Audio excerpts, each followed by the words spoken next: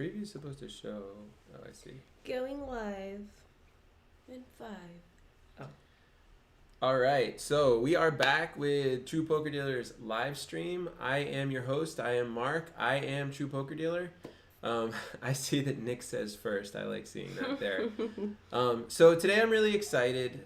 If you don't know me, I'm True Poker Dealer on YouTube. I have helped teach thousands of people to be poker dealers using YouTube mostly. I've also worked in casinos since back in 2007. I've been a poker dealer, a poker supervisor, a poker shift manager, multiple different properties all around the United States, and I've had a great time doing it. And today I'm exceptionally excited because I have somebody here with me, and she was able to come in person, which I don't always get to do, which I'm very happy about. And I'm excited about this because, if we're being honest, dealing poker is often talked about as something that is glorious and perfect and all these wonderful things, and working in a casino is amazing. And I asked Jazz, who I'll introduce in a moment, about whether or not she'd be willing to come on and talk about her experiences, and she said yes. And so, all right, so who is Jazz? First, Jazz is somebody that I literally taught in person how to be a poker dealer back in 2015. We ended up falling in love, which is a separate story, and life's complicated, and we're not together now, but we're still close, and that's fine. There's nothing wrong with that. And she was happy to be here right now.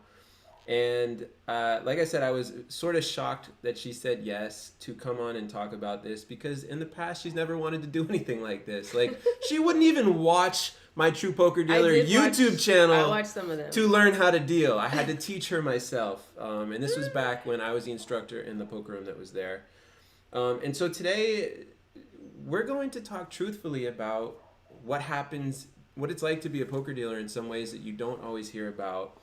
And Jazz, can you please introduce yourself? Well, I'm Jazz, like Mark keeps saying. My artist name is Jelosi. You can find my channel on YouTube. That's spelled Jeloisi, and I do a lot of DIYs and stuff. But yeah, I am Jazz. I've been a poker dealer for 4-ish years. Started off as a brush, and like Mark said, he taught me. And by the end of the year when he taught me, so he taught me in like, I got hired in like February. He probably taught me in like June and a stretch of months. And I ended up passing my audition in December. And I've been a poker dealer since, among other things. So, all right, a lot of stuff you just sort of covered there, and I'm going to ask questions on some of that stuff too, but you mentioned you have a YouTube channel. I always want to give you a chance, or whoever's on as an interviewee, a chance to talk about something they want to talk about. So can you tell us more about that YouTube channel? Sure. So, like I said, I have a YouTube channel. I mainly focus on DIYs, like, putting up mirrors, doing plant walls, making pillows. I know how to sew, and I'm pretty well versed in the DIY world. I've made benches, tables, and things of the sort. I also made a music video, and I have another music video that I'm working on, because I dwell in music a little bit too. And yeah. So it's interesting. You are a poker dealer. Like, somebody like you that just described all the stuff that you do is a poker dealer. And the first thing I want to ask you, can you tell us the story of how you first got into casinos? Yeah, so I was in college, and I was working at Home Depot. It was like a summer job or something like that. And this guy just came up to me, and he's like, "Why do you work here?" And I'm like, "I don't know. It's a job. It's like a summer job." He was like, "The casino's always hiring. You should like go apply at the casino. It's most likely way more money, and yada yada yada." So I applied. I actually applied for 4 different waitress positions. Then I saw a poker brush position, which I didn't really know what that was, but I was like, okay, whatever. It's a casino. I'm still gonna apply. So I didn't end up getting any of the waitress positions, and I ended up getting the poker brush position. And I went in, and do you want to know like my hiring process?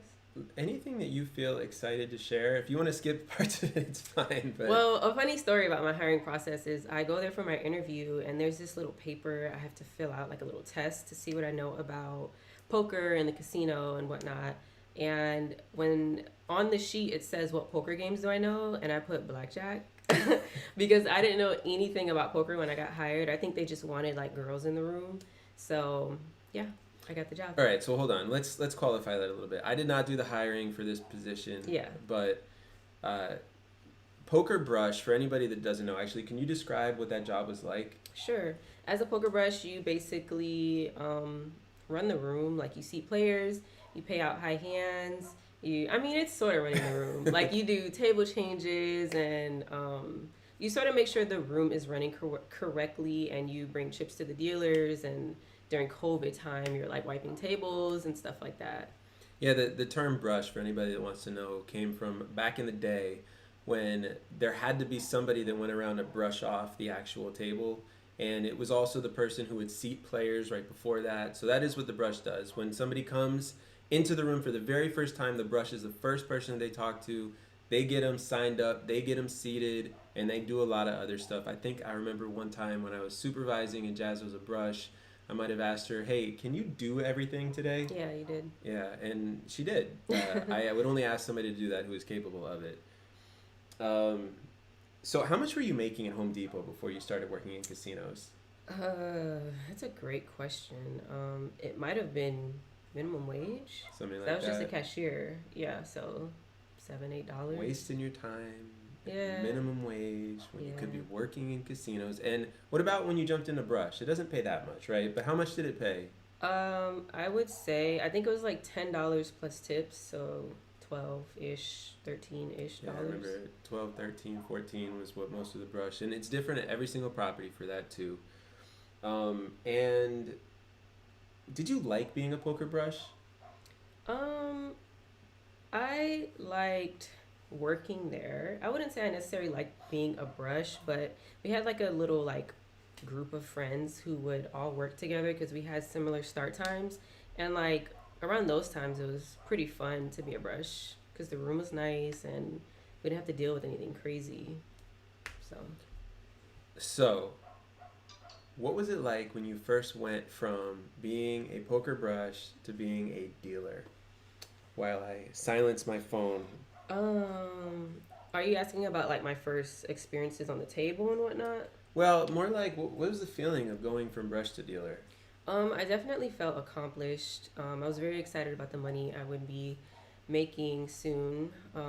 The brush paycheck is much different from a dealer paycheck, so I was definitely excited for much bigger checks.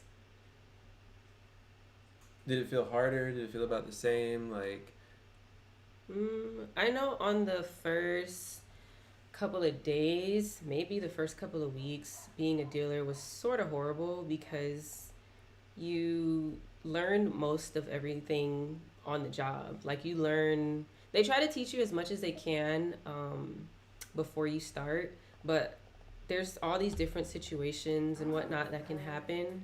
So, yeah, it was definitely a bit rough the first couple of tables, but I got the hang of it after a while. this was Jazz, literally, what was this? I want to say 2-3 months after you became a dealer, maybe less. And you were just sort of messing around on this table. Look at that. You learned how to spread the cards like a heart. You remember this stuff? I do, yeah. It was at Jerry's. Yeah, this was at Jerry's. Jerry's the one that just texted me too. Look at that. Pushing the pot like a pro. All that stuff. Yeah. I figured I'd just show some of this because it's a nice little throwback. You know, you get to see what somebody looks like back then, and not everybody has the ability to do that. And Jazz has been a part of the crew. You learned how to play poker at Jerry's house, right? For the most part. Yeah. Yeah. How did it go? Have you played much poker in casinos and won? No, I have not. I don't really like poker's fun when it's fake money and when you're with your friends, but like poker is a very stressful game for me. Like it's cool to like, you know, think and stuff. But like poker is just like like there's just too many stressful situations in poker for me to like actually enjoy the game. Like it's not fun at that point. It's like, oh my god, am I gonna lose all my money or am I gonna win a bunch of money? Like that's just not for me. So plus like I'm already at the casino like 5 to 8 hours a day. I don't want to go back to the casino, you know. And on my days off, I don't want to be in a casino. So That makes sense. um, Jerry's texting me saying my hair looks especially gray right now. I find stuff like that pretty funny. Okay, so now we sort of did like the fun beginning stuff, right? Because I mean, honestly, the first 3, 6, 9 months were pretty good. You were making what, double, triple the money that you'd been making, if not more. And it's a lot of great stuff, and that's why you were probably willing back then to like be on a poker table, having fun, pitch cards, like all that stuff. But now I'm gonna ask you, please remember to give honest answers now, of course. because I feel like you've been passionate about wanting people to know this for a while. Was it worth it? Is it worth being a poker dealer?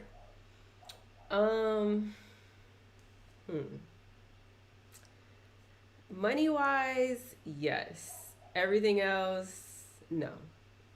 Now this is for you specifically, Yes, of course. for me specifically, I don't think there are days where I feel like it's not worth the money also, but for the most part it's worth the money. Now, can you elaborate? Let me ask you this: how many days a week would you say on the average that you work?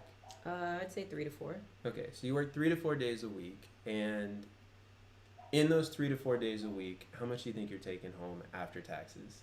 I mean, it could go from 600 to like 1,000 or more. So the money's really good, and you know, you've said it before, you have the ability while you're dealing poker to do other stuff on the side. It doesn't have to consume your life. You can still pursue your passions, right? Yes. Okay, but why would you say it's not worth it? Pull out my scroll. Oh, no.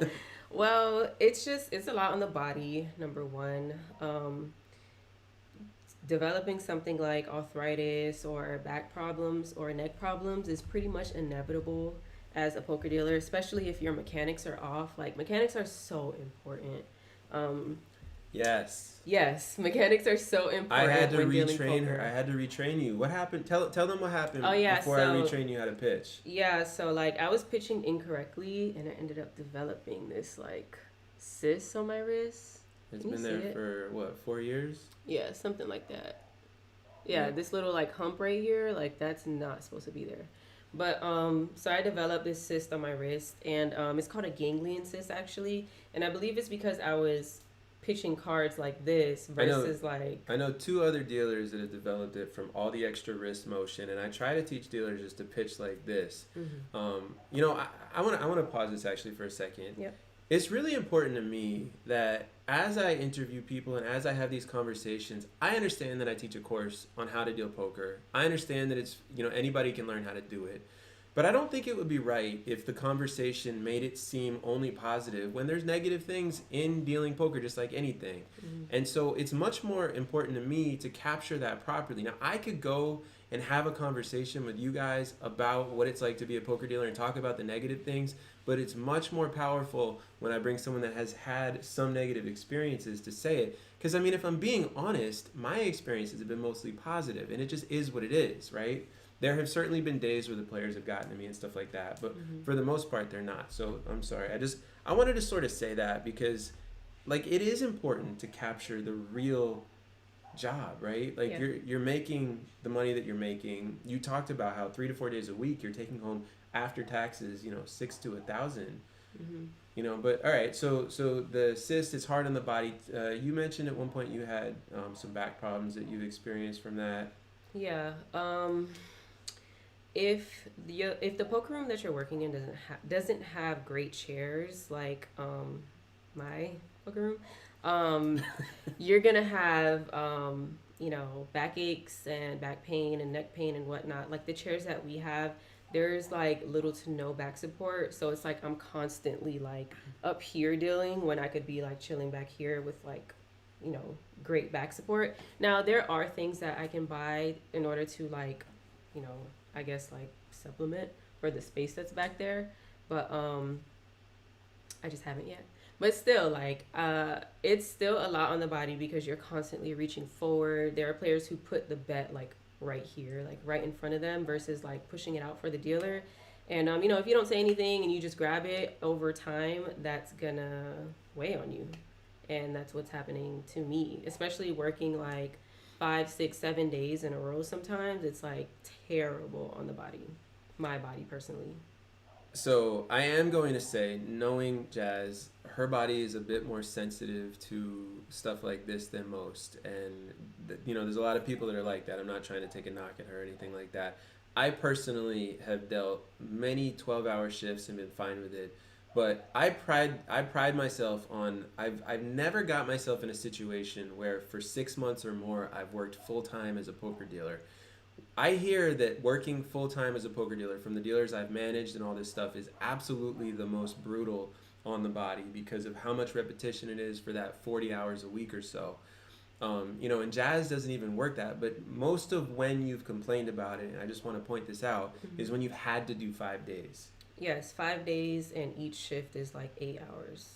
Yeah, I can't think. I don't think you've ever worked 12-hour shifts before, though. I have, yeah. Oh, really? Actually, when I first started, I worked like a 5 to 5. Honestly, I left. Oh, that was New Year's Eve, yeah, wasn't it? New Year's Eve. I Yeah, remember you telling me about that. That was cray.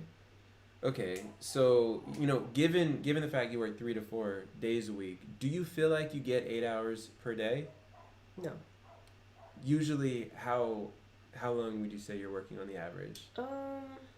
I'd say depending on the day, it's between like 5 and 8. And it's still not worth it. Yeah. But that's just That's your me. opinion. Like, Yeah, I get yeah, it. I feel like it's not worth it. There are some people who absolutely love dealing. They love their job and they don't care about all the pain it causes because they just love poker. So I'm just not one of those people. So can you tell us more of what you've described so far? Definitely makes sense for some of the negatives, but it's not quite enough to say that it's not worth it. What are we missing here? Again, this is like my experience. I don't like being surrounded by negative people, and there are like tons of those in the casino. There's a lot in the poker room too, and for like 5, 6, 7 hours each table that I'm at, it's just like of the 8 players that are there, because we're 8-handed now, there's at least 5 of them who are just like, aggressively folding their cards. They're like whispering stuff under their breath. They're cursing, and they're just doing all these like negative things that like affect me. So it's like, in a sense, I feel like it's a lot like on my spirit, if that makes sense. Because I don't like being around negative people in general, and it affects me. It affects me being around those types of people for hours. Do you have any stories that you could share about people who have affected you negatively in a given day that you're willing to share, rather? You don't have to say their names. In fact, I would suggest you don't. Well, yeah. So the main story that I have in my head, I'm trying to figure out how to even say the story without saying names, but there was a player who is notorious for just being a douchebag, and in this situation the player upset me, but the floor sort of upset me more. He was doing his normal douchey stuff, and I called the floor over and I told the floor what he was doing. And usually in a situation like he was like calling me out of my name and everything, it was really bad. And usually in a situation like that, the floor is supposed to, I think the way that I was being disrespected, the floor is supposed to, kick that person out. But in that situation, like, the floor took the player's side, and I was just like, I was in tears, literally. That's how bad I was in tears because of how mad I was, because of like how the situation played out. And yeah, that's sort of my story. So Gloria here says, you ever get bullied on the table as a female dealer? Believe it or not, this particular story I don't think is because you're a female dealer. I think this player just likes to do this. Mm-hmm. I want to sort of comment on the story that you're talking about, and then I actually would love for you to answer that question. Yeah. But so first of all, universally, floors do not get trained well. They just sort of get thrown into it, and these types of situations are a result of poor training. I actually don't think this floor was a bad person. I don't think this floor is, well, maybe I don't know which floor we're talking about here, but there's been like 5 stories that sound almost identical to this, to be fair, right? Mm-hmm. I'm thinking of the one that starts with the first letter of the alphabet, but anyway. So that's a different story. Okay, it's a different story. So I don't actually know the story she's talking about. But here's the thing: a floor, when they go to the table, should absolutely handle these types of things. There's no reason for a dealer to get to this point, but it happens because the training in the industry is not universally there. I do have a passion to get to that point, but I gotta finish everything with the dealing side first, right? But like when you get trained as a floor, you're literally just thrown into it. You get the rundown on like a checklist, and you don't go through and simulate things. You don't have someone shadowing you for floor calls most of the time for very long. And when a player starts giving it to a dealer, if you don't know how to handle that, you don't handle it. And then you walk away, and then the dealer ends up in tears. And Jazz is a difficult person to get to cry, for what it's worth. Yeah. She's got a lot of ability to like brush stuff off, but and then speaking to the thing that you said about let me see, you were talking about, I don't know, actually, while I try to remember that, can you answer the question, do you ever get specifically bullied as a female? Specifically as a female, no, I do not get bullied about that often. What I pride myself on is my knowledge about the game and how to deal poker. I'm a very good dealer, even though I don't really like the job.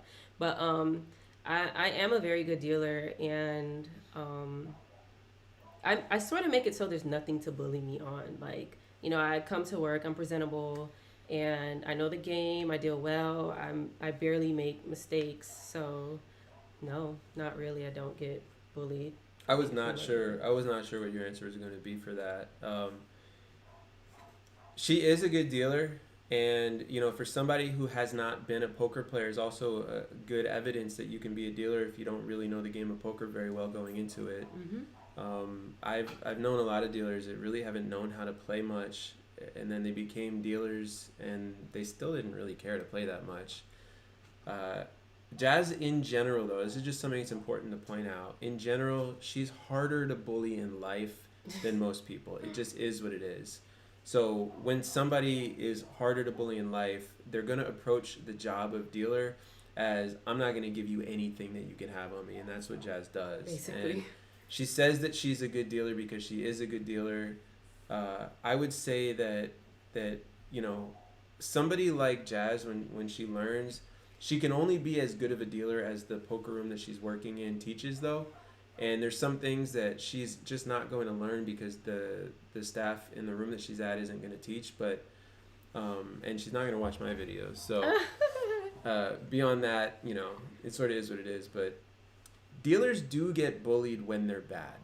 So that's something I also want to make clear. And female dealers that are bad do get bullied more than male dealers that are bad, because it's in general easier for a male dominated place to bully a female who doesn't know what they're doing. So the worst case scenario for you as a female dealer, not knowing what you're doing, going to sit down at a poker table, you're going to get bullied for sure. Mm-hmm. And you sort of want to have a plan. And, as always, feel free to reach out to me. If you're in a situation where you think that's going to happen, you feel free to reach out to me. I can certainly help with that. Vic says, what are the typical hourly shifts for a dealer, for full-time, for part-time? Well, that ranges from property to property, but my property, they actually just recently issued this thing where full-time dealers have to work a minimum of 35 hours a week. So, like, if you're at 30, they're gonna keep you. Like, even if you've worked an 8-hour shift, I'm not sure how true this is, but I think even if after you've worked an 8-hour shift, I think they will keep you so you can meet the 35 hour mark. I'm not sure how true that is, but I think that's what it is. And for on call and part time, the max amount of hours we can work in a week is 30 hours. So, yeah. A lot of properties, they don't say that you cannot work more, or they allow you to work more than 30 hours in a given week, but it has to be an average.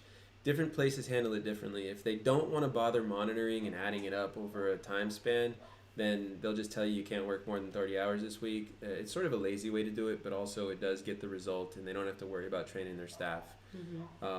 But for me, typically, like, if I work 3 days in a row, I'm most likely leaving after like 6 hours. So, unless there's like a big promo or something like that, or a long tournament or whatever, like, I'm usually gonna leave after like 5, 6 hours, sometimes 7. So, when's the last time you worked? What's today?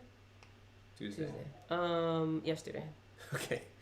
So, I don't know if you guys noticed it. She's got a schedule that she keeps in her brain. I do, and yeah. she just looked at it and was like, "Oh yeah, I worked yesterday." So, Yep. can you?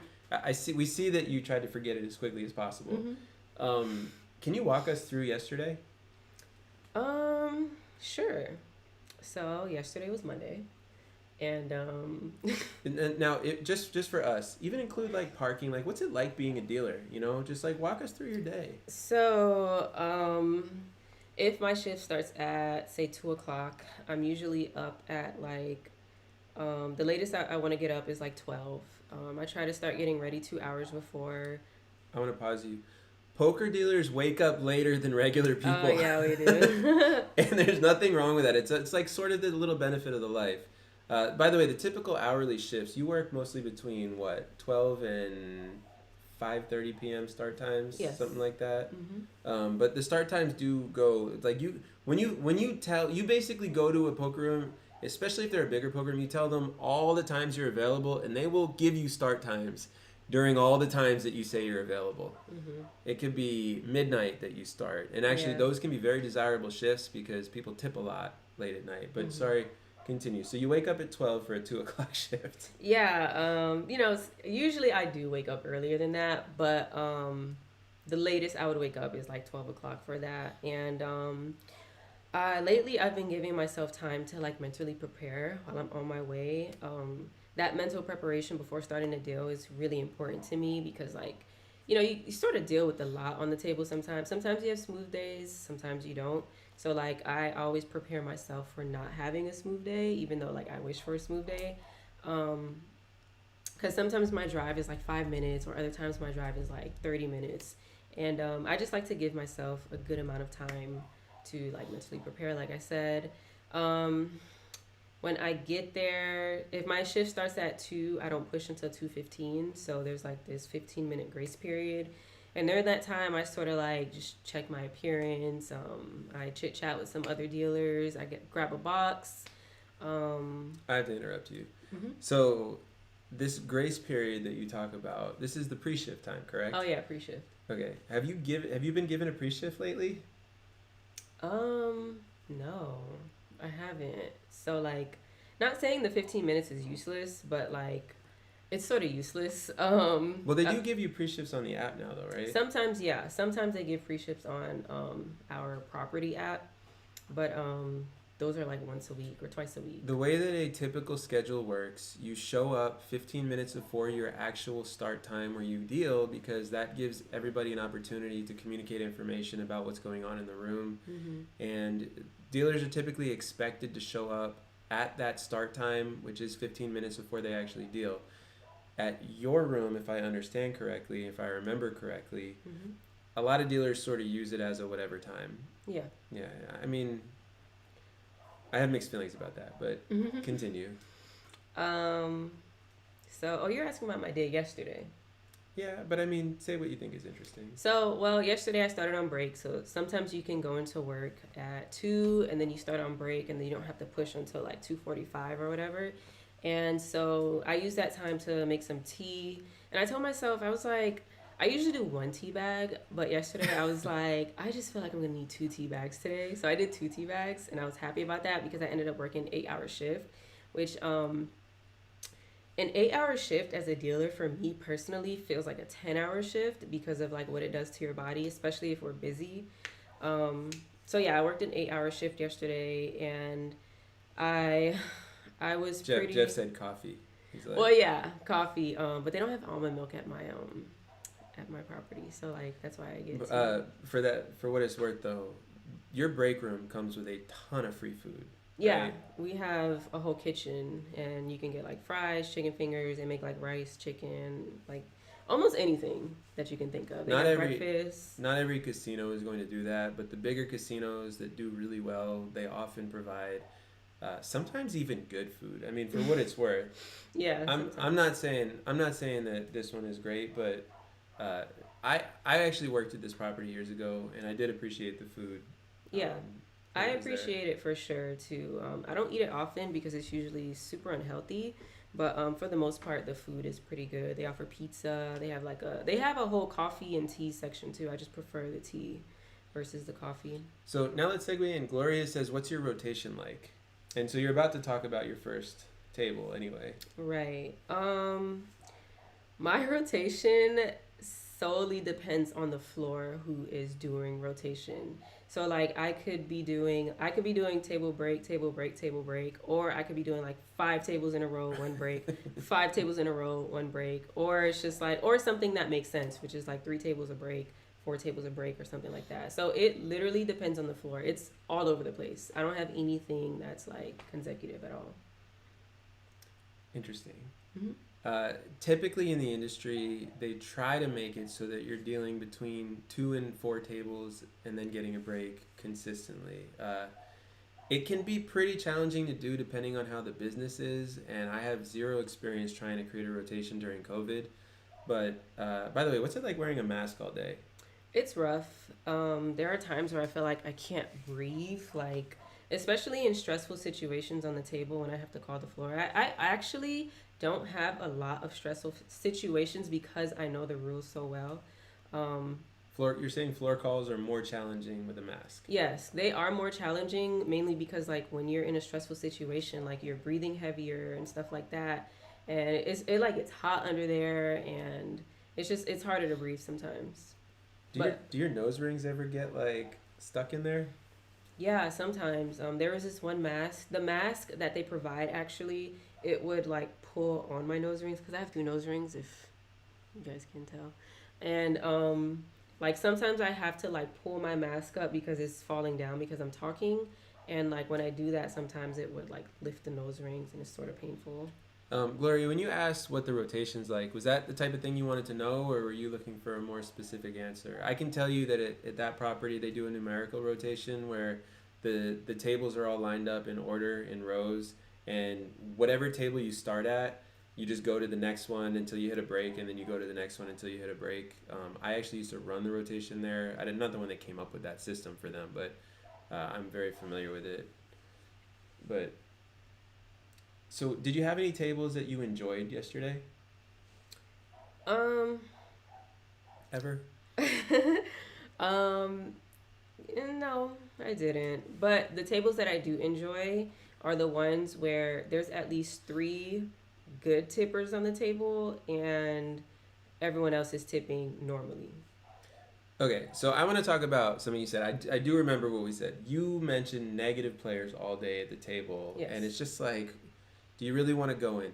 So, I've talked periodically about how women in poker in general, it's just, poker rooms just aren't designed in a way that women would want to spend their time in them. You know, part of what I'm saying, part of what, and this is something in the TDA summit in 2019. They did a 35-minute thing. They interviewed a whole bunch of people in front of everybody and discussed it a lot. And it's totally true for employees and players alike. It's just not a place that's pleasant for women. The negative attitudes come with a ton of cursing, Mm. come with a ton of like distasteful conversation, Mm-hmm. and there's a lot of disrespect that's sort of just generally flicked around. Now, me personally, all of that stuff just bounces off. Okay? I'm able to see through a lot of that stuff and push it off and then create interactions that I enjoy with people. But if you're somebody that's sensitive to those types of things, then you're going to feel like this all the time, and it's not her fault. You know, I mean, this is just the way that she's built. She wants to be happy in life. And when you go into a job where everybody's negative and like, what's the types of things that they say to you that are just like your regular negative things? Regular negative things. I can answer if you need help. Yeah, go ahead, answer. I can't believe you keep dealing me these same cards. I haven't seen face card in an hour. Are there any aces in this deck? Are there any aces in this deck? Like, and I say no. Of course you do. It's this type of thing, like, where it's just this negative first, woe is me mentality. They come, they play poker, they're regulars. People don't always understand how to get solid interaction, and because of it, they create these patterns of speech, right? And they get learned from the people around them, and poker is full of it. And so if these are the types of things that, you know, I mean, look, I grew up getting a lot of negative speech in my household. You know, my parents were good parents, but at the same time, it also broke me into stuff like this. Not everybody gets that, you know? So all of this conversation is so forgettable to Jazz. It's just like, yeah, she can't even remember. Like, throw it out of my mind. Gloria says, I meant 80-20, or how many minutes on off the floor. So how many total tables would you say you dealt in your last 8-hour shift yesterday? I would say started on break. I did one up down. I think I had at least 4 breaks yesterday, so maybe I dealt like maybe 12 tables? Yeah, something like that. 11, 12. So 30 minutes per table, 11 to 12 tables for the shift. That's pretty common, honestly. And then you get about a total of 2 hours of breaks in that time. And in her case, it's sort of weird, right? It's like a break when you start, then one table of dealing, then another break. Then you probably did a string of 4 tables or something. Yeah. Then another break, then another string of like 5 tables, and then you probably took off. Maybe it was 10 tables total, something like that. Also, you know, she sort of exaggerates when she says 8 hours and it was 7. It is what it is. It was 8 hours. I left at 10 for sure. But yeah, I think that we've now answered that question. That's pretty typical for about the total number of breaks. In an 8-hour shift, getting about 4 breaks is pretty normal. You know, and then a lot of dealers, they come to work, but it can certainly be where you'll get 6 breaks in a day as well. It can work out that way. It depends how much staff there is, what the business is like. It's very difficult to predict how many tables you're going to get as a manager in a given day. Yeah. So what's it like getting hit on? Oh my God. As a dealer? It's so awkward. It's horrible. Honestly, like the worst thing is getting hit on like at the table, because there's like 8 or 7 other people at the table. And like, I don't want to embarrass anyone, but my answer is never going to be yes. Like, I have no interest in dating like any poker players. Like, you know, for the most part, I have no interest in that. Why? You don't have to get too personal, but like, why? Poker players are sort of similar. Like, a lot of them are similar. There are randoms here and there who like don't fit this thing I have in my head of how poker players act. But for the most part, a lot of poker players are very similar, and it's a personality trait, I guess, that I'm not too fond of. So like, yeah, or maybe it's just the guys that like actually try to hit on me. None of them are my type at all. So Zionist asked if you have any do you have any drunk people story, and I'll sort of one up that. Do you have any drunk people hitting on you stories? Drunk people hitting on me, sort of, but it's never anything too crazy. It's like they'll hit on me and like throw me $5 or something. So you get tipped hit on a lot. Yes, that's my favorite. Like, if you're gonna hit on me, send the money too. Like, don't. Wait, so what's the most you've ever been tipped? From a drunk person? Sure. It was $50 off of one hand. Off of one hand? Yeah. Nice. He was loaded. Like, I think he had just came from blackjack, so he had like purple chips and everything on a 2-5 game, which you don't need at a 2-5 game, not at Creek anyway. And yeah, he was like super drunk, super loud, but like he was sort of being disruptive at the table, but he was tipping a lot, so I was like, whatever, I don't care about the rest of you guys. Like, he's tipping me the most right now. That's so. But yeah, $50 from a from a pot. Vic says, biggest tip you've gotten in your dealing career. Um, I'd say like $100, a hundred to 110 or something like that. How many times would you say you've gotten a tip that's 100 or more? Can you count the number of times? Yes, it was, I think 4 times. Really? Mhm. Interesting. Yeah, one was a PLO pot, which is like a huge pot, and the other three I think were high hands. So there's a video that I never ended up releasing, but we might one day, where you and Jerry and I are all talking about, we're like sitting with coffee cups at his house. I remember. We're talking about it, and you said one time you got $100 tip off of a $250 high hand. Yeah, it was great.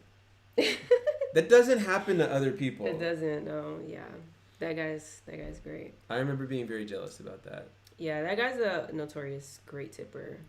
So I was really happy about that. You know, something that's interesting to point out, you know, if you're looking at your own satisfaction as being a poker dealer, okay, Jazz is a really good example. If you don't care about poker, you're definitely missing out on something, right? Because Jazz is never going to go to a poker table as a dealer and be interested in the poker, right? True.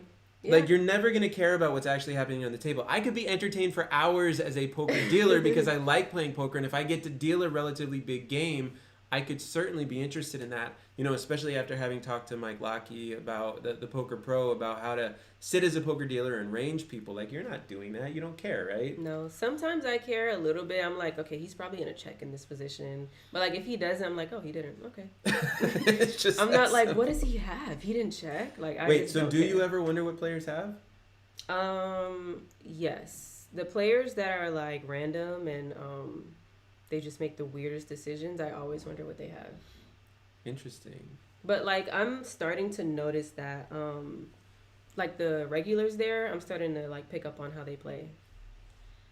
But not because I care. It's because, like, I already know the game. Like, I'm not...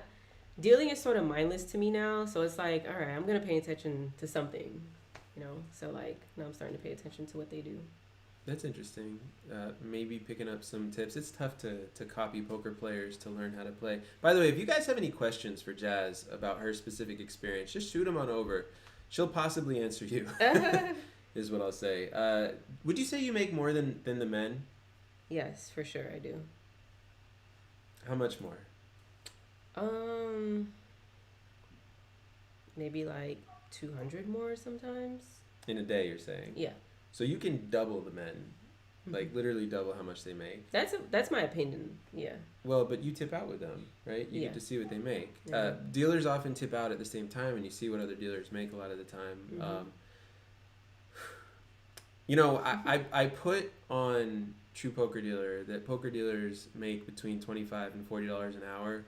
I don't put there that pretty girl poker dealers make more than that. Yeah, we do. But it is true.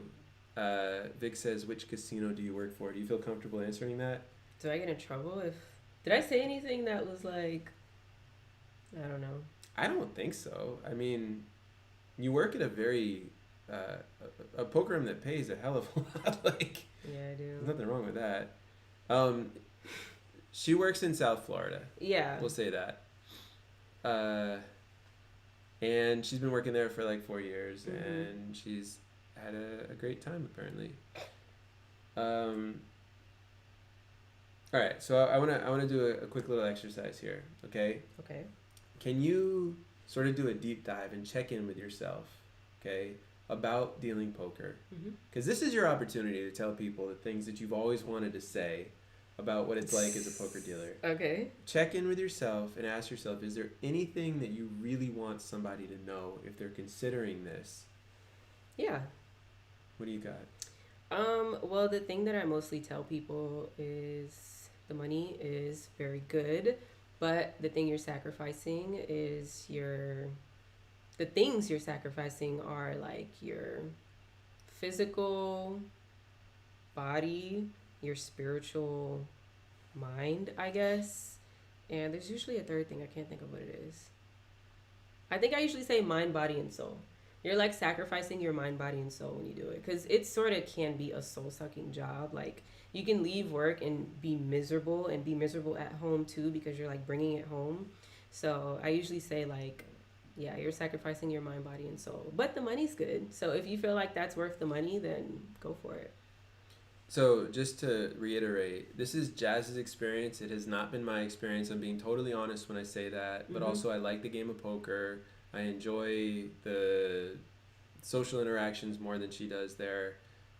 I do like playing poker as well. You know, it's important to understand what you're getting yourself into. And you know, Jazz is a very spiritual person, Mm-hmm. and it can weigh you down. The entire environment is meant to get people to be impulsive, right? Right. And a lot of those impulses are negative, and it just is the truth. Mm-hmm. Okay, so do you have anything else that you wanted to share?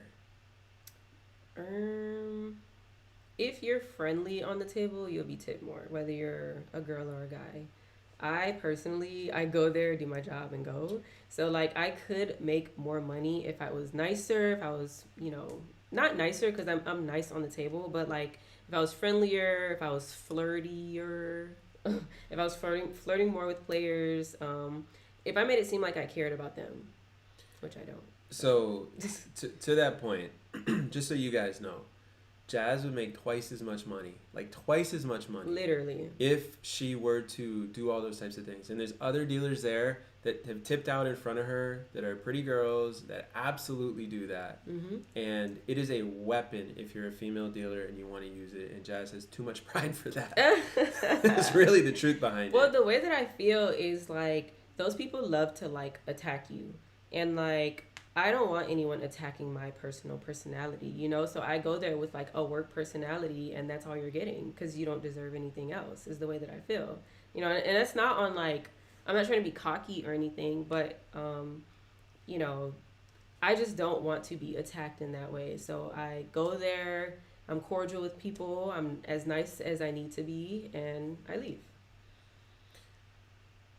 Yeah, you and she misses out on a lot of money because she doesn't want to deal with the stuff that comes as a result of it. And if you're a female dealer and your personality is built to be fine dealing with some of that stuff, then it's probably worth doing. And I've seen it be very effective for people. But I mean, dealing is a type of job where most people don't do it for life. And Mm-hmm. I know very few pretty girls that do it for life, for what it's worth. Right.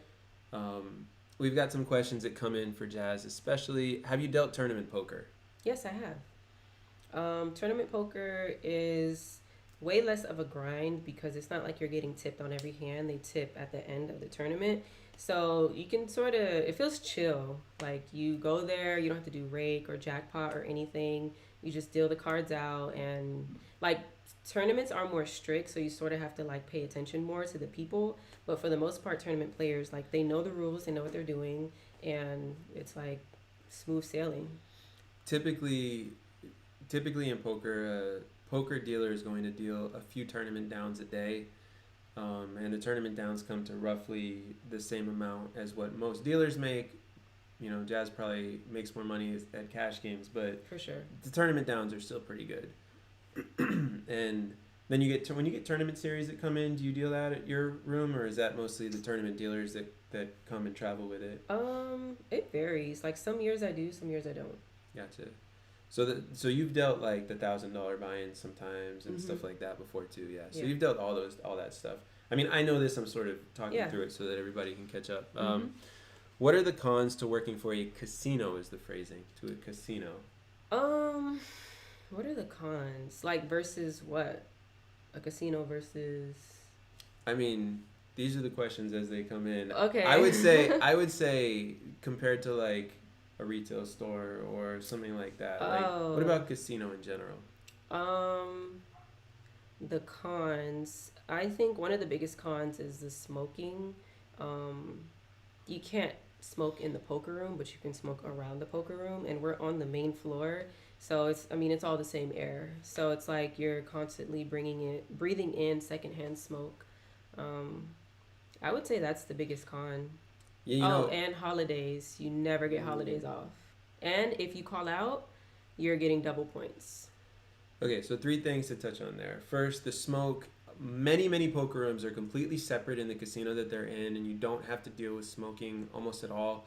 However, there are still plenty of them where it's sort of on top of it. It's like the smoking. It's it's a smoke-free area as opposed to, and like, I don't know, the poker room that you're at, people can sort of smoke right next to it, and it gets to you, and you spend a day there. I'm sure your hair gets affected by it, your clothes get affected by it. My clothes stink by the time I'm home. I feel like I have to wash my uniform like every other day. But the same casino that you work at now used to have a poker room where you didn't have to deal with that at all, because the poker room was totally separate. It's just sort of unlucky that they moved it like that, right?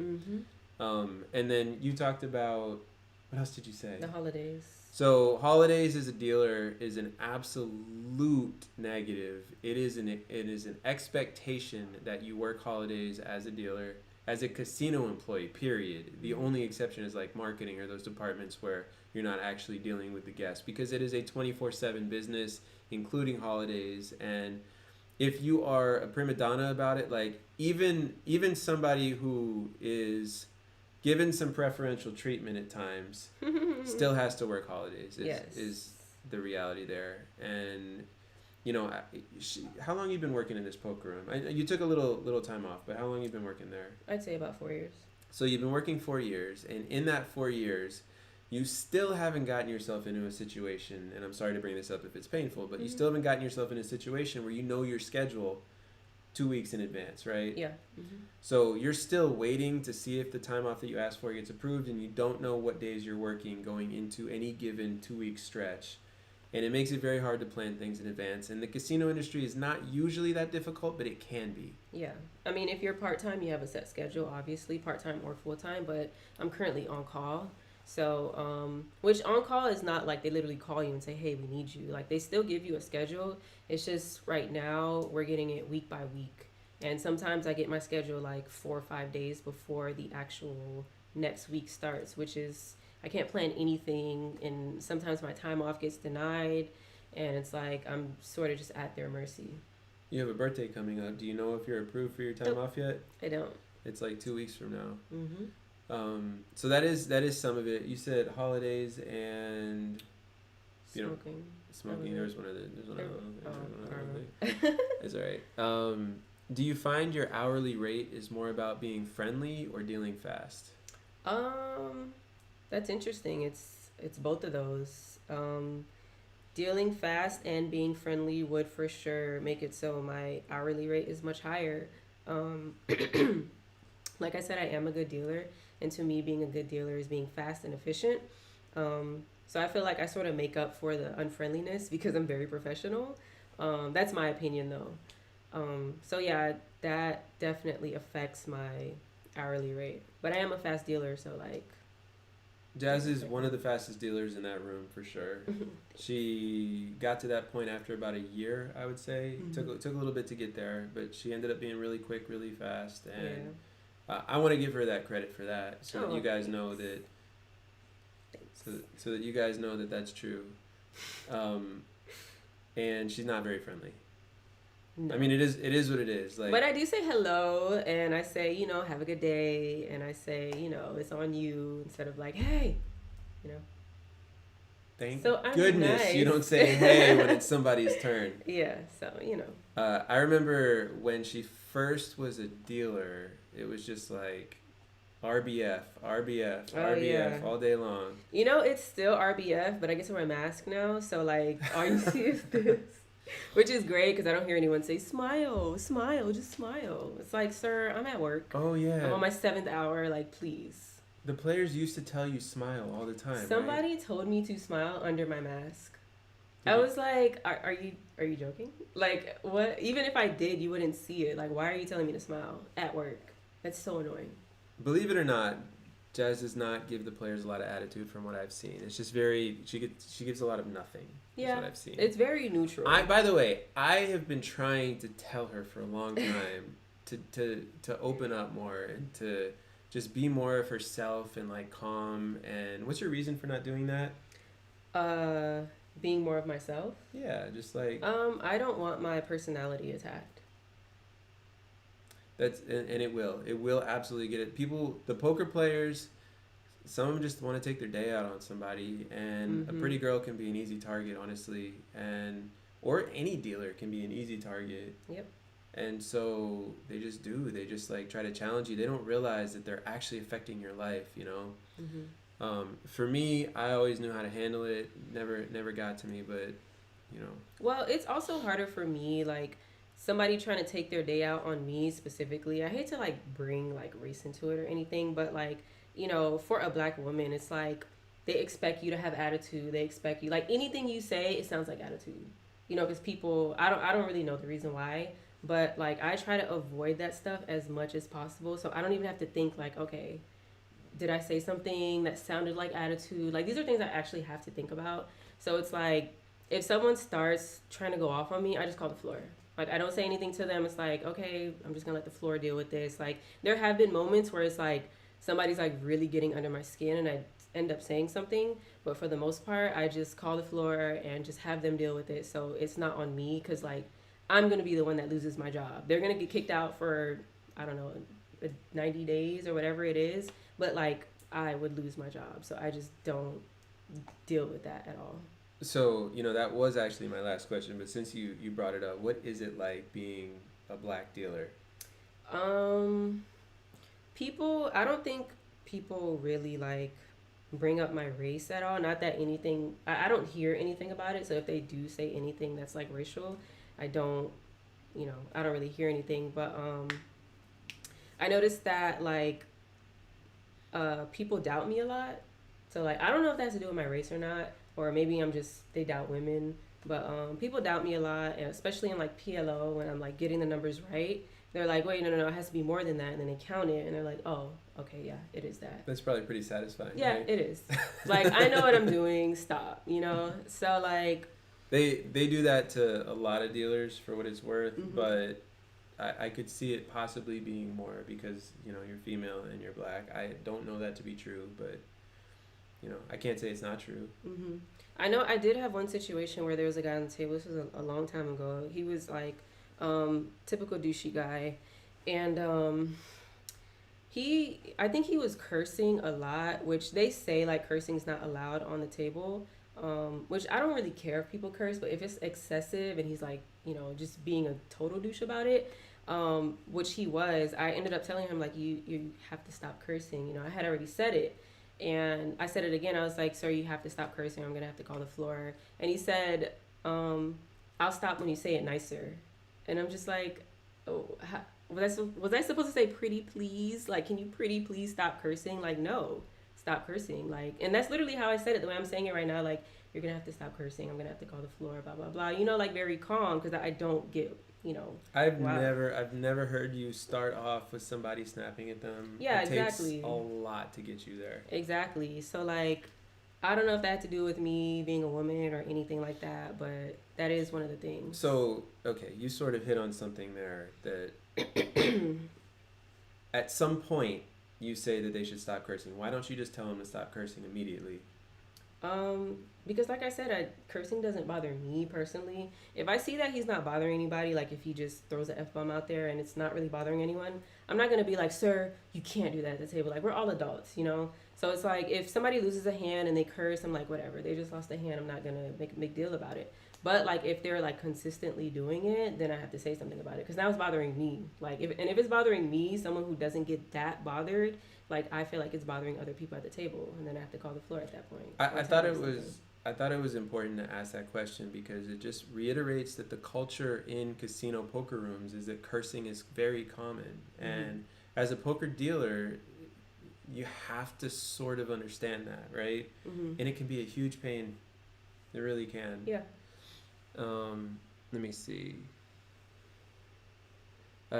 Next question says, I'm a tubby male. Should I be flirting with players too? I'm going to say I'm not really sure what that means. So if you want to clarify that, please do, and we will enjoy answering it. Next question, do they track how many hands per hour?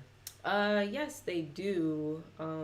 I believe I can ask the floor. I've never actually cared how many hands per hour I actually deal, but I do believe it's tracked, and you can ask a floor to show you. There was a time where that used to be a really important part of the evaluation, and I know that I've done evaluations for dealers over the years where I do actually count in a down how many hands they get, Mm-hmm. and then that ends up being a part of their evaluation. Your poker room, because I also supervised there years ago, does not do that to my knowledge, but they do pay attention to it to a degree. You've never seen it on an evaluation, right? Mm-mm. I know that the Bravo software, and I imagine Table Captain as well, actually keeps track of it. There's sensors in every single rake slot. When you drop rake down there, it keeps track, and so that's how they're able to tell. And it's been sort of fun asking a dealer how many hands per hour they think they get, and then telling them how many hands per hour they get. But yeah, Jazz definitely is quick. Greg says, "Good to meet you, Jazz." Greg is somebody who has been a True Poker Dealer member for months now, and I very much appreciate his input and Cool. conversation here. So he says, "How can we as players make it easier on you?"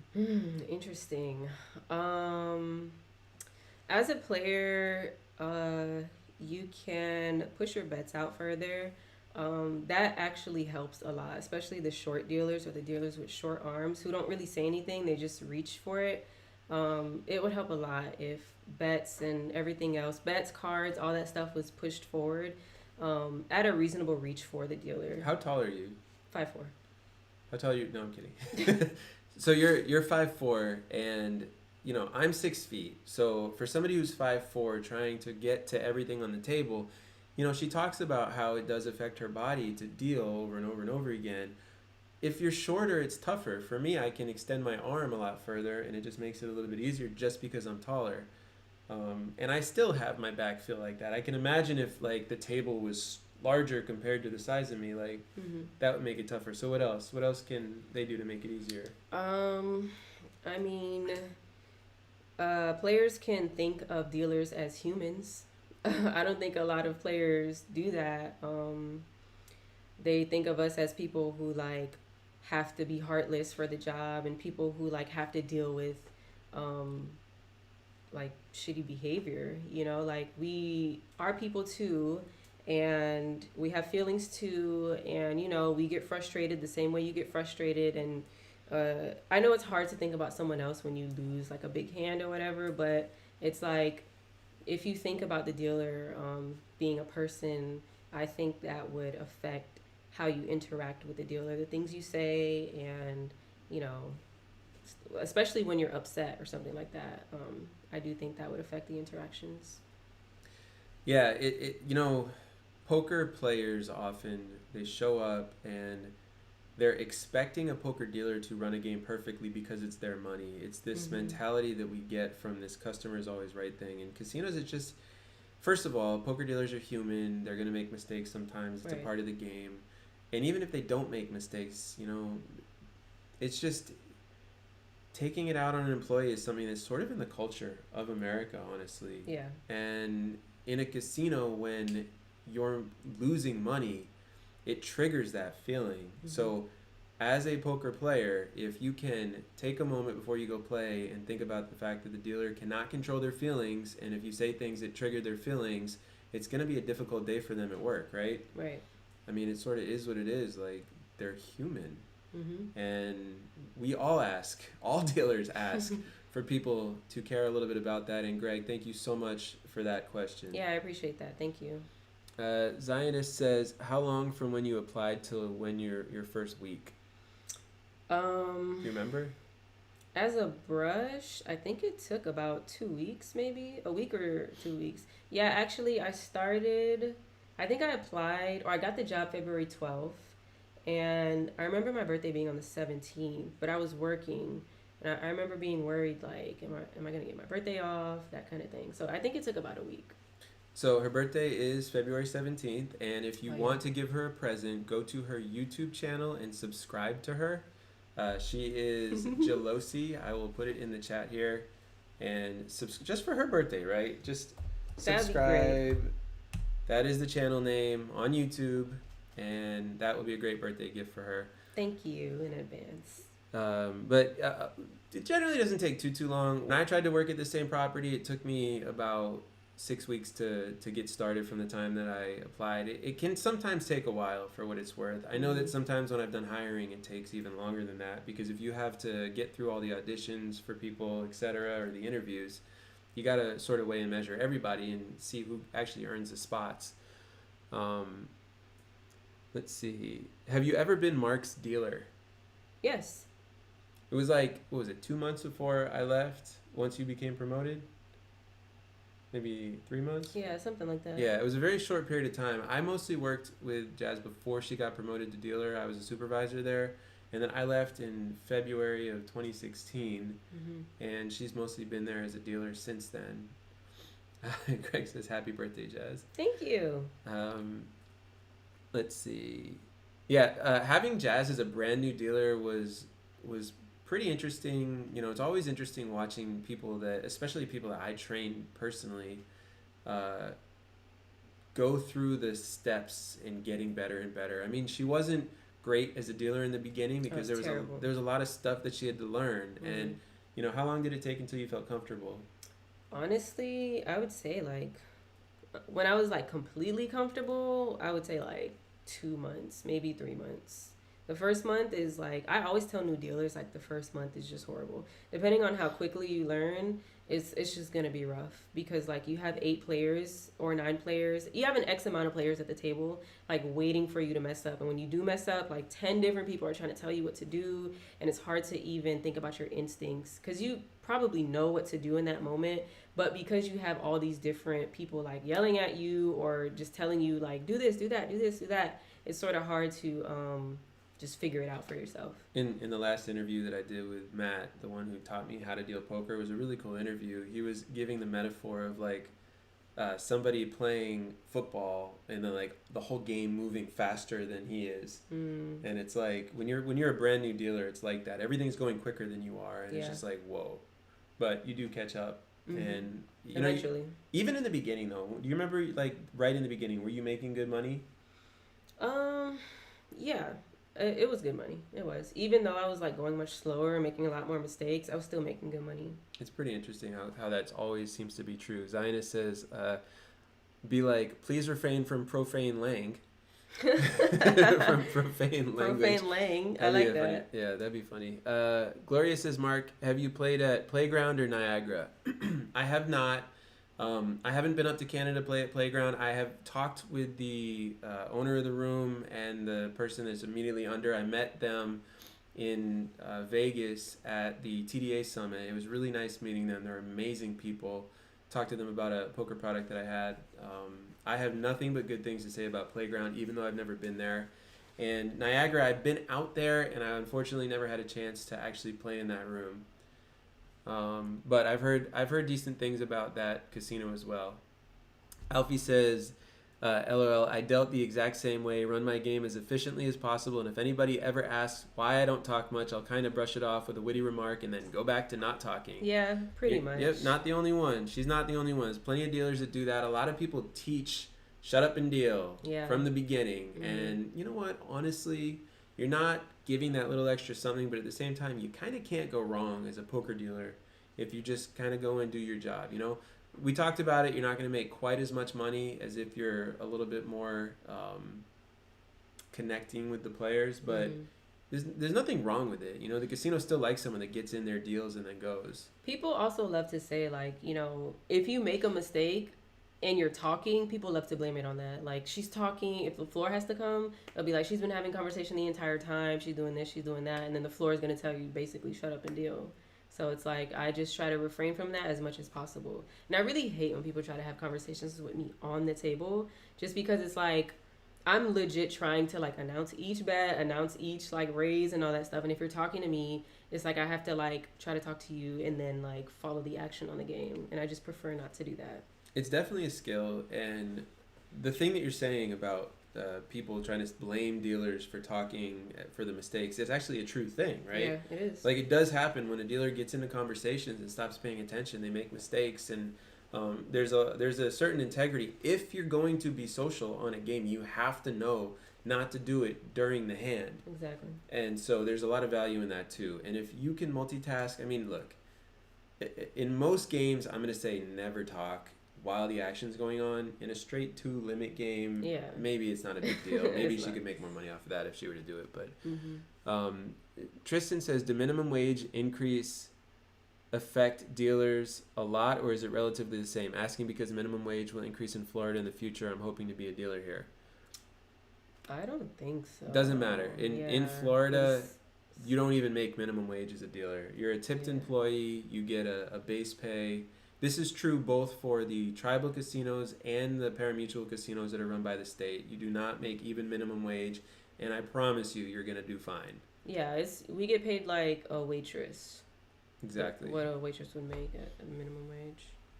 Joel says, "Hello, Mark and Jazz. If you could change any of the..." They said spell Mark with a C. I'm pretty impressed with that. If you could change any of the rules or policies of your poker room, what would they be? Incentive programs you'd like to see. So first, rules or policies of your poker room. What would you like changed? Hmm.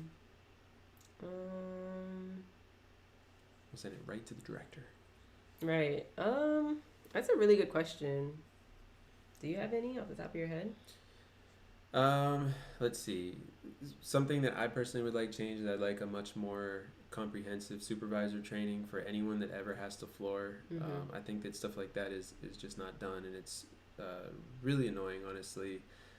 I will say this, we've possibly made it sound like this particular room that you work at is not the greatest place. I think they do a pretty good job overall in a lot of ways. Their morale is their big issue, in my opinion, and I always think, as somebody who has managed in casinos a lot, I always think that you really want there to be one thing that the entire staff is working on together at any given time to create that focus, create that communication, create that camaraderie, and they don't really have that in your poker room. Mm-hmm. If there was one thing that all of you, whether it was bank maintenance or whatever it was, until it's good, then you go to the next thing, right? There was that one thing, and everybody just knew this is the one thing you have to do. It's really important. It would open up a lot of positivity, in my opinion, and I think that that's something that I would say. In terms of incentive programs, I'm trying to find the comment again. Thank you. Incentive programs, the only effective incentive programs I've personally seen in a poker room has been tied to the casino when it comes to players cards and new signups and stuff. Mm-hmm. I don't think you guys do anything like that. Are there any incentive programs for you there? For you guys, the dealers or the players? For the actually, it's a good question. I'm not sure which one Joel meant. For the players, they have some really good promotions in some rooms. I know that some of them they offer the high hands. They even offer, if you play X amount of hours per month, you literally just get cash nowadays. They can do that because the tables are short-handed, so they're making more money off less people when they take a rake. Yeah, they are. Anything that comes to mind for you? So, do you even get involved in this stuff as a dealer? I really don't. I'm one of those people who just tries to sort of float by in the casino. I don't want to get on anyone's nerves. Poker rooms, or maybe just my poker room, it's really, there's a lot of favoritism in the poker room. So it's like, if you're annoying, you annoy people, you're not really going to get the things that you want. So I just try to stay out of people's way. If there's a new rule, I just follow the rule. Unless it super affects me, which most of the rules don't really affect me that much. Then it's whatever. That's why I'm having a hard time coming up with anything I would want to change, because nothing affects me that much. I'm not full time, so none of those rules really apply to me. It's incredibly easy as a poker dealer or poker employee to get mixed up in drama in the poker room. It's so easy. It can affect your job. Jazz is one of the best at avoiding that I've ever met. Somebody told me that. They were like, you know what? I never hear your name in anything. I was like, thanks. That's great. Yeah, it's really hard to do that because you have to basically not care about anything socially in order to do that. Yeah. I used to be okay at it. I would sometimes get caught up in, I had strong opinions. I wanted things to be better, and you just end up getting sucked into this spiral of stuff that, sometimes it makes the room better, which is part of why I tried to do it, but then sometimes it gets you in these weird conversations where you didn't realize that people were having this conversation in order to get you to say something so that somebody else would hear something that you said, and then all of this stuff happens. And learning how to not get caught up in that, learning how not to have expectations, right, is really powerful if you can do it. Greg says, I always put my bets out far out neatly so anyone looking at it can see how much it is. Is that helpful to you? Also, I go out of my way to be nice to dealers. Very helpful. Like, absolutely. That's what I want every single player to do. Greg has actually said that before, and I totally believe him for what it's worth. He plays up in the Northeast. And Greg said, happy early birthday, Jazz. Yep. Omni says, since COVID, a lot of rooms have closed, either temporarily or permanently. Do you guys foresee things opening back up? Is poker dying or still strong? I mean, down in South Florida, it's pretty similar to how it's been. There might be one or two rooms that haven't opened up since then. Yeah. What do you think? Do you even care? Personally, I don't care, but I do know that there are some rooms that are open but not getting as much business because they don't have like the plexiglass stuff and they don't have people cleaning seats and all that stuff. So like, oh yeah, you're dealing with full plexiglass in your room, yeah, all over the table, crazy amount of sanitization. Yes. Are they still going and sanitizing all the chips in your well every 4 hours or so? Yeah. Yeah, I remember you saying how much you like that. By the way, what's it like being a poker dealer as a germaphobe? It definitely like has me being more careful about things that I do. Like, I don't grab my phone until after I wash my hands, like after being on the table, even though during these times they're sanitizing the chips and whatnot. I still try not to do stuff like that, just because like I've seen people like eat bags of chips and then, you know, when people go like this with the chips, like go like that. Like, they were eating a bag of potato chips, let me clarify. They were eating a bag of potato chips, licked his fingers, and then went to the chips and went like this, like, going up and down the chips. And he was in seat 5, and I was just like, this is the most disgusting thing I've ever seen. Like, it was so bad. So, like, because of that, like, and I have to touch those chips. Like, I absolutely have to. So because of that, I just wash my hands. Like, I don't even trust the sanitizer alone. I make sure to wash my hands really good when I get off the table and before I touch anything. Yeah, it used to be one of the grossest things you'd ever find, which would be everything on the table and like people go to the bathroom and don't wash their hands. Nowadays, it's actually a lot better. It's one of the blessings that COVID, you know, amidst all the horrible stuff with COVID, this is one of the blessings that it's brought to the casino industry is keeping things more clean. Me personally, let me see. I think when it comes to COVID affecting poker, Florida feels pretty much the same as it's been. Most other places, it depends on where you are. I know that there have been poker rooms opening in Texas. I know that there are poker rooms opening in Virginia. I know that there are poker rooms in the Northeast and some of the northern states that just won't reopen. And when I say opening, I'm talking about new poker rooms. So there's new places opening in Texas, new places opening in Virginia, and then there's some places that have had poker for a while that they're just not reopening yet because it really has to do with the judgment from the people there and therefore the states. It's tough to tell. I do believe that as long as we get through the pandemic, poker will come back probably even stronger to a degree. I say stronger because gamblers want to gamble. Like, if they don't have anywhere to go, these people, I guarantee you, are at home games anyway. Or playing online or something. Yeah, like whatever they can do. And, you know, I've certainly seen that. I've had conversations with people that are playing way more home games than they've ever been playing. A lot of it has to do with casinos not being available. But, I mean, to me, you know, I am close to the industry. I care about the industry. I care about people's health as well. I hope that all poker rooms are always taking temperatures at least. It does make a difference. I hope that they're sanitizing. As I've sort of gotten more used to it, I kind of don't think the plexiglass does as much as we thought it did. But I mean, it does create that feeling of safety. But I mean, it's all in the air is really where it comes from. But it is. I personally think that poker is very regional at this point, and eventually we'll get back to being relatively normal.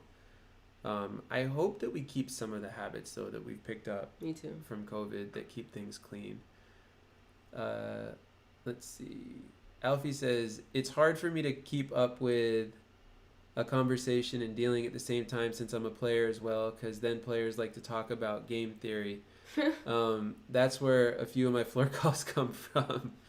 Yes, if you ever get into a complicated conversation, I mean, that is absolutely going to make it hard for you to concentrate. Like, Jazz sometimes will have a conversation with somebody in the break room about, like, what do you want to do in your life? Like, I'm trying to imagine her trying to have that conversation with a poker player at the table and concentrate. How do you think that would go? It just wouldn't. It wouldn't go. I would do it off the table, if anything, but like, I can't talk about anything meaningful on the table, and I choose not to talk about anything meaningful on the table, so. Greg just gave a $5 super chat. Very much appreciate that. Says, tip for both of you. I intend to stack people here in New England. Well, we wish you luck, and this is good karma that's going to come back to you. So appreciate that very much. I will make sure to split that with Jazz. Thank you. Let's see. Zionist says, think it's a little bit more viable with less players because of the COVID restriction. I don't remember the context of that. Fidgeman, why did you decide to be a dealer? Money. Yeah. That was it. Just more money. It's not like, I mean, I was excited to get the job, but it's not like when I was younger, I was like, oh my God, I want to be a poker dealer. Well, you didn't even know anything about casinos until that person you randomly talked to that we talked about earlier in this live stream said it, right? Literally. I knew that casinos existed, but I mean, I even barely went to casinos before that. So yeah. But here's the thing, and I try to say this to people all the time. If you're working a retail job and you're making 10, 11, 12, 13, 14, $15 an hour, you could be making double or more than that.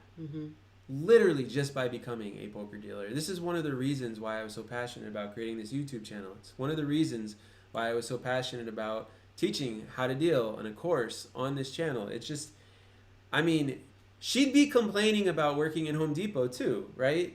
Probably, yeah. She'd be making no money. There's negatives to a lot of different things. When you're making more money, the negatives tend to, I mean, let's put it this way. She only quit once and then she got the job back. Yeah. What was that like going back, honestly? I don't want to make you cry. Yeah, don't. Okay. No, but it wasn't too bad. It was just like, the original reason why I decided to apply again was because I was trying to buy a house. And it's like, when you're trying to buy a house, you have to show that you've been working somewhere for I don't know, what is it, 2 years, 3 years, or whatever it is. Yeah, I don't know how it works exactly now, but. Yeah.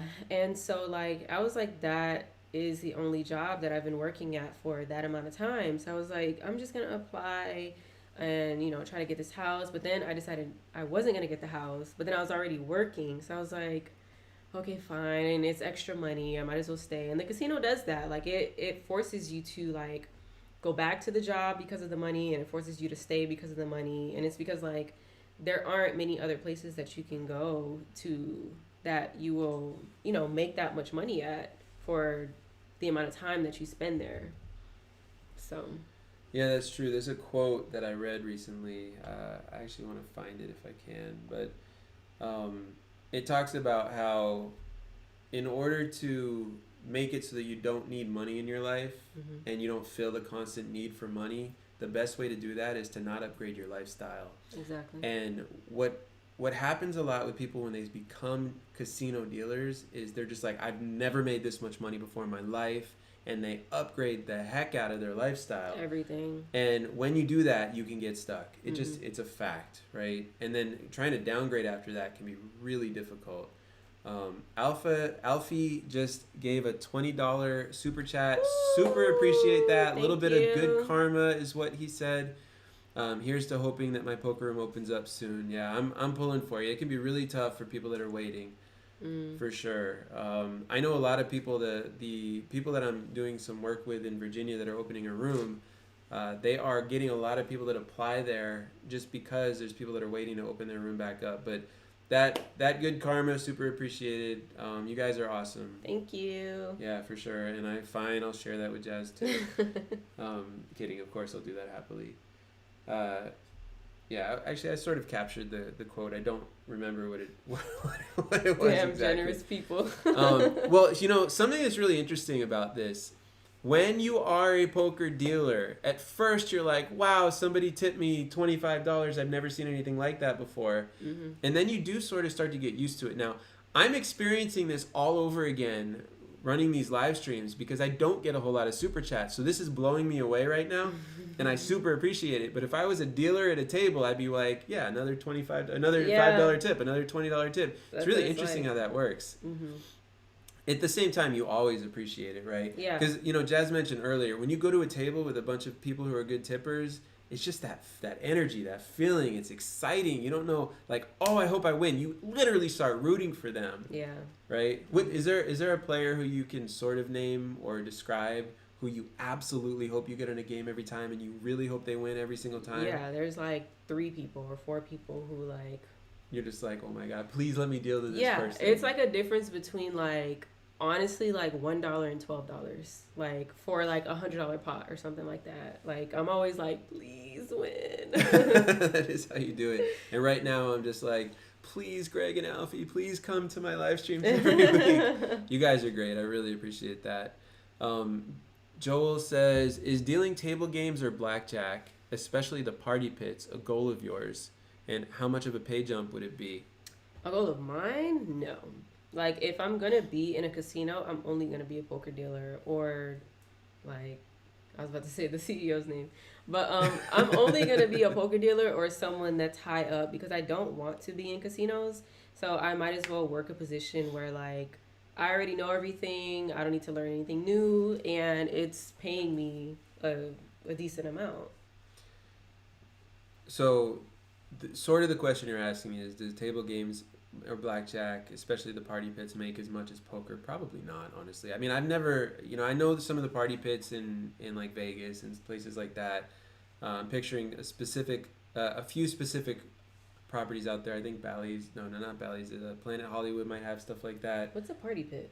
So that's a fair question. I think it's more along the lines of the higher energy, like more music, like the girls dancing up top, I've seen all that stuff.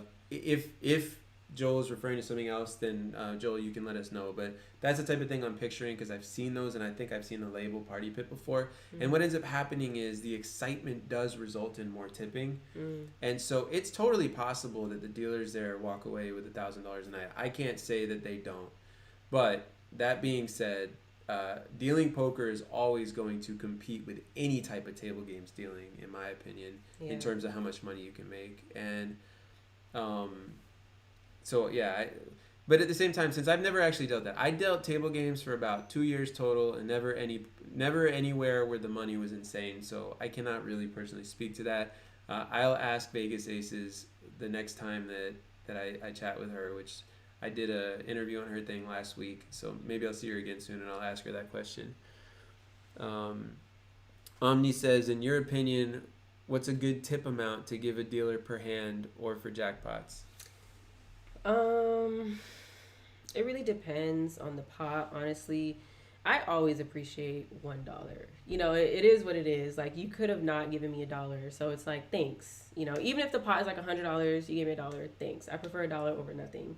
But I would say the tips that I appreciate the most are the ones that are like sort of relative to the pot. So like if you win a $200 pot or more, I would say like $3 or more or something like that is something that I would like super appreciate.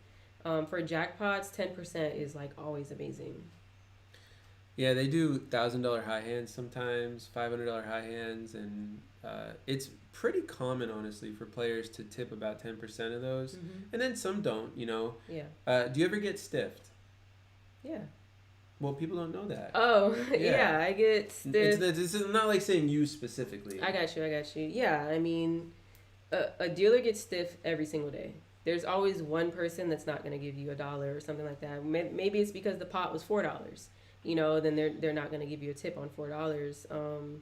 Or they're just not a good tipper. Like, not everyone tips in poker rooms. So it's just something you got to, like, be okay with.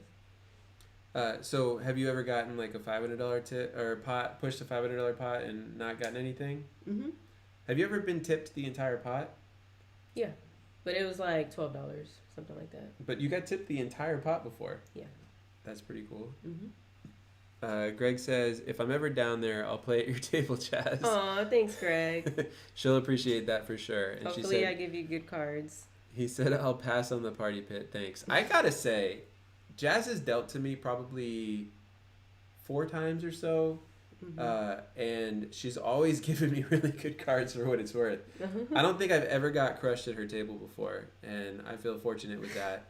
And hopefully it doesn't change, right? Jerry texted me. It was funny. But you guys are awesome. I super appreciate this. We're going to wrap up in a couple minutes. So if you want to ask a couple last questions, then we will say, we'll answer them. And then we're going to jump off because Jazz has sort of already done above and beyond what I was asking her to do. This has been an hour and a half. You were just on here. Oh, wow. How does it felt so far? It's decent. It was about what I expected. I'm not having a horrible time. But you're thinking and talking about poker. Yeah, poker's not a fun subject for me. Jerry said, I heard that snicker when Mark said you had a great time for the last 4 years. Yeah, I did snicker. He's listening. Hi, Jerry. Oh, if you're still watching. Let's see. Greg says, deal me a royal. Yeah, that would be great. I think I've dealt 2 royals in my 4 years of dealing. And a lot of straight flushes. Yeah. Well, definitely appreciate everybody coming out and being here. Appreciate the super chats. You guys are awesome. Yes, thank you. These have been really great questions too. So I just want to make sure I show appreciation for the insight and the curiosity that's come through here. It's been great. So Gloria says, how did you two meet? Oh, boy. So we met in the poker room. That's how we met. Literally. Yeah, I was like, why is she going, oh boy? She got hired and I was already a supervisor there. She was a brush and that was how we met. And yeah, it was pretty cool. Yeah, it was fun. There was a stretch there where we had a crew that had a lot of fun together.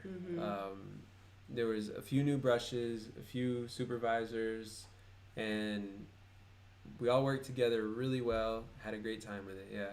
Yeah, we did. So appreciate that, guys, and we will be back next Tuesday, 2 p.m. with the next True Poker Dealer live stream. I have to win.